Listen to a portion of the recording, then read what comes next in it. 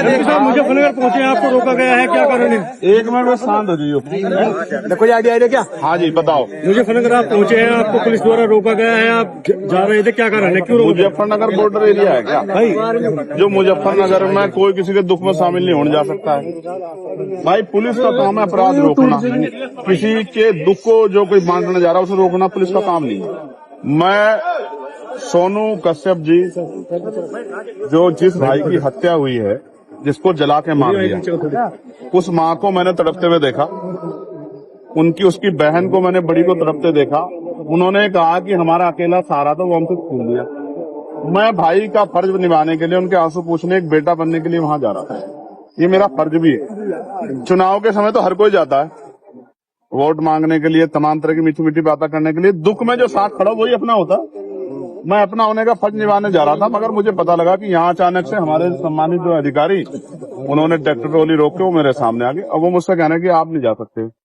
मैं ये पूछना चाहता हूँ कि भाई क्यों नहीं जा सकता हूँ? घटना यहाँ की नहीं है, घटना मेरठ में हुई। क्या किसी परिवार को उत्तर प्रदेश में, जो पिछड़े वर्ग का परिवार है, कमजोर वर्ग का परिवार है, क्या उसको सांत्वना देना भी अपराध हो गया? तो मुझे सारी बात में एक चीज समझ आई है कि मैं राजनीतिक अछूत हो गया हूँ यहाँ उत्तर प्रदेश में। मैं किसी पीड़ित की आवाज नहीं उठा सकता। मैं आवाज उठाने जाऊंगा तो मुझे बंद किया जाएगा। इसका एक तरीका मेरी समझ में आया, मैं इनको रास्ता दिख बता रहा हूँ कि जैसे पिछली बार मुझे गोली लगी थी 23 में, मेरी ये हत्या करवा दे पुलिस वाले मिलकर सारे सरकार के साथ। क्योंकि जब तक मैं जिंदा रहूंगा, अगर मैं खाट पे भी रहा, पिलंग पे भी रहा, तो भी बोलता रहूंगा। तब भी जब भी इन पर अन्याय होगा मैं बोलूंगा, पिछड़ों पे, दलितों, मुसलमानों पे, गरीबों पे, बहनों पे। तो एक ही तरीका है इनके पास। ये लोकतंत्र को कुचल रहे हैं, ये संविधान को चल रहे हैं, ये मेरी हत्या करवा दें। इसके बाद तो उनको शांति मिल सकती है, वरना जब तक मैं हूँ क्या तो ये जुल्म रोके, वरना अगर ये जुल्म करेंगे मेरे लोगों पे तो मैं उनकी आवाज को उठाऊंगा, मैं लड़ाई को लड़ूंगा। मैं किसी बात से नहीं डरता। एमपी साहब कई दिन हत्या को हो चुके हैं, अब तक एक युवक जो है उसको खाया। तो भाई मैं तो जब तक परिवार को नहीं सुनूंगा तब तक मैं कुछ नहीं कह सकता हूँ। मैं तो जाऊंगा, जब उनके पास जाऊंगा वो मुझे अपनी पीड़ा बताएंगे। जब मुझे अपनी पीड़ा बताएंगे तभी मैं आगे की बात तो कर पाऊंगा। मैंने तो डिमांड की थी कि इस परिवार को कम से कम 50 लाख रुपए का मुआवजा मिले। क्योंकि देखो मेरी बात सुनो, आप भी पत्रकार साथी हो, अगर आपके साथ कोई दुर्घटना हो, आपके बच्चों को क्या होगा? भाई कमाने वाला था वो चला गया, उसकी बुजुर्ग माँ, उसका क्या होगा? 10 दिन तो सब आएंगे।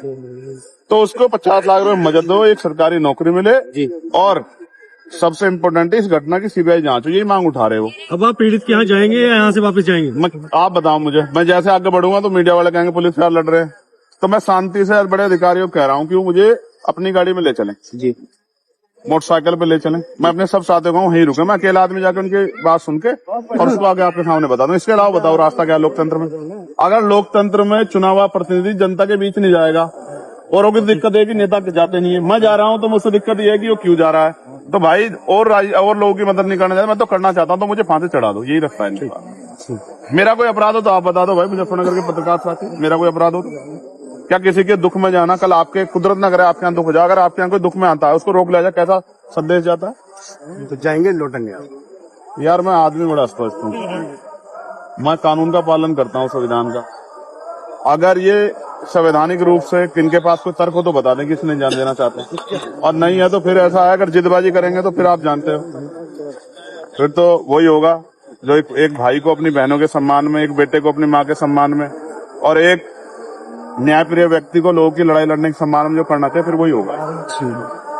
ठीक है भाई। वो पूरा परिवार